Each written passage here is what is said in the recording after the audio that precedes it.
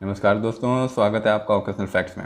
आज हम बात करेंगे मोबाइल फ़ोन की कि इंडिया इतना डेवलप कंट्री होने के बावजूद भी और सभी रिसोर्सेज होने के कारण भी आज तक इंडिया मोबाइल फ़ोन क्यों नहीं बना पाया। तो शुरू करते हैं। रतन टाटा के लीड में टाटा ग्रुप, मुकेश अंबानी के लीड में रिलायंस ग्रुप और गौतम अडानी के लीड में अडानी ग्रुप, यह तीनों नाम हैं जिनकी तूती पूरे वर्ल्ड में बजती है। लोगों का मानना है कि ये लोग जिस फील्ड में पैर रखते हैं उस बिज़नेस में इनका पैर अंगद जी के पैर की तरह जम जाता है। लेकिन क्यों इतनी बड़ी बड़ी कंपनियां होने के बाद भी कोई भी इंडियन कंपनी इंडिया में आज तक स्मार्टफोन बनाने में असफल है? और क्यों देश की मोबाइल मार्केट में पूरी तरह से चाइनीज़ कंपनी का कब्जा है? इंडिया में ना तो रिसोर्सेज की कमी है, ना ही मैन पावर की, पर क्यों आज तक देश की कोई भी कंपनी देश में मोबाइल फ़ोन नहीं बना पाई? इन सवालों के जवाब को जानने के लिए बने रहिए इस वीडियो के अंदर। सबसे पहले आपके लिए एक सवाल है, आपने जो हाथ में फ़ोन पकड़ा हुआ है वह किस कंपनी का है? IPhone, Samsung, Oppo, Vivo, Redmi. ये लिस्ट काफ़ी लंबी हो सकती है, लेकिन इस लिस्ट में रिलायंस का फ़ोन, अडानी का फ़ोन क्यों नहीं है? यहाँ तक कि हम चीनी सामानों का बहिष्कार भी चीनी मोबाइल से ही करते हैं। सच बताऊँ तो इसमें हमारी कोई गलती नहीं है, क्योंकि हमारे देश में कोई भी कंपनी अब तक क्वालिटी के स्मार्टफोन बनाने में सक्सेस नहीं हो पाई है। तो जाहिर सी बात है कि हमें दूसरे देश से फ़ोन खरीदने पड़ेंगे।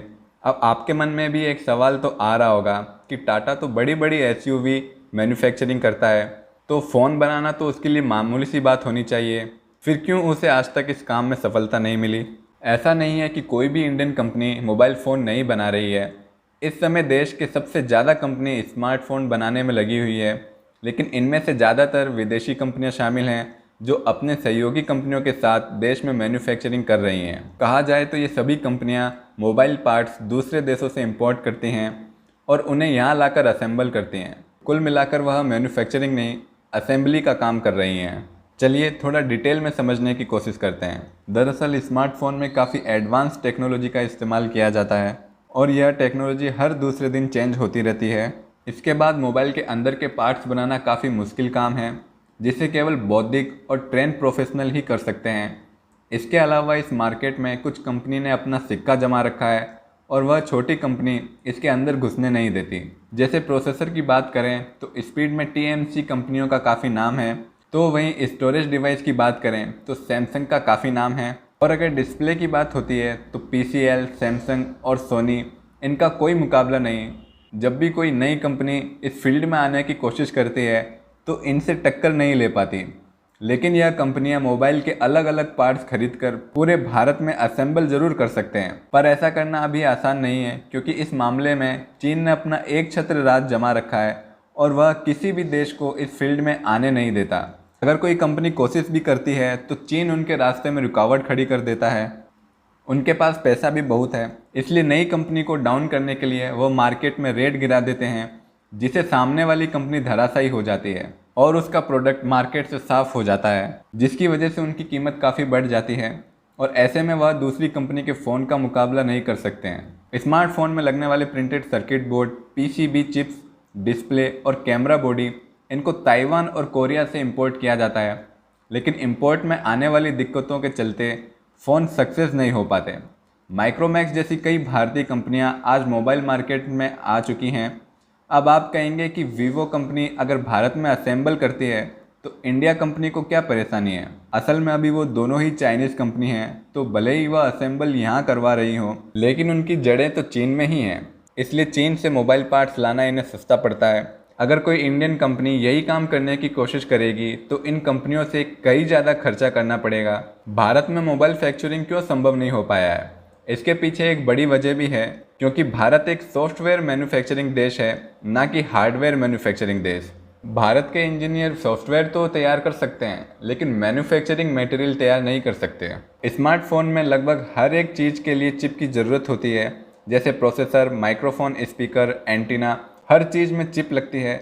लेकिन भारत में चिप मैन्युफैक्चरिंग अभी तक संभव ही नहीं हो पाया है। मोबाइल बनाने के लिए ASML लिथोग्राफी मशीन की ज़रूरत होती है और इस मशीन की कीमत $120 मिलियन से ज़्यादा है। भारत में ऐसी अभी तक एक भी मशीन नहीं है, जबकि चीन में ऐसी 350 मशीनें तैयार हैं। भारत की एटमॉस्फेयर कंडीशन भी इलेक्ट्रॉनिक पार्ट्स की मैन्युफैक्चरिंग के लिए ठीक नहीं है।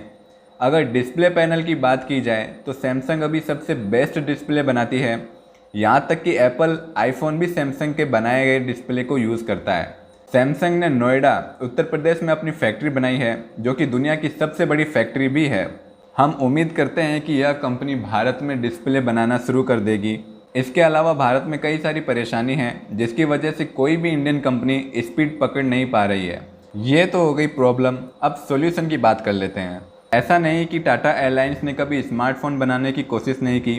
टाटा ने स्मार्टफोन बनाया था और रिलायंस तो आज भी अपने कीपैड और स्मार्टफोन बना ही रही है। वो भी चीन से इंपोर्टेड पार्ट लेकर मदद करता है, लेकिन वह फ़ोन कहीं से भी चाइनीज़ फ़ोन के टक्कर में नहीं है। पर अब इंडियन कंपनियां भी भारत में मोबाइल पार्ट्स बनाने जा रही हैं।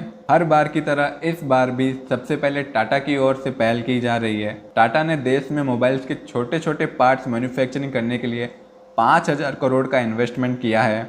वह जानते हैं कि सबसे पहले उन्हें सप्लाई चेन को स्ट्रॉन्ग करना होगा। जब वह मोबाइल मैन्युफैक्चरिंग कर रहे हैं तो उन्हें मटेरियल के लिए परेशान ना होना पड़े।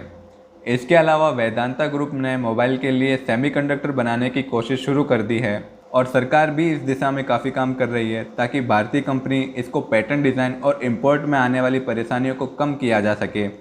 इन सबको देखा जाए तो देश में मैन्युफैक्चरिंग बहुत मजबूत है, और जब एक बार इंडिया में मोबाइल पार्ट्स की मदद से मैन्युफैक्चरिंग स्टार्ट हो जाएगी तो देश की मोबाइल कंपनी को चीन से बात करने की ज़रूरत नहीं पड़ेगी, जिस वजह से इंपोर्ट में लगने वाले कॉस्ट भी बच जाएंगे, जिससे मोबाइल फैक्चरिंग की कॉस्ट काफ़ी कम हो जाएगी और मोबाइल के प्राइस और भी कम हो जाएंगे। अगर ऐसा हुआ तो इंडियन कंपनीज चाइना की कंपनी का मुकाबला कर पाएंगी और मोबाइल मार्केट में नई पहचान बनाएगी। लेकिन यह सब किस तरह से मुमकिन हो पाएगा, ये तो आने वाले सालों में ही पता चलेगा। तब तक हमें चाइनीज़ मोबाइल से ही काम चलाना पड़ेगा। आप किस कंट्री के मोबाइल से यह वीडियो देख रहे हैं, हमें कमेंट करके ज़रूर बताइएगा। वीडियो पसंद आए तो लाइक एंड शेयर ज़रूर करें।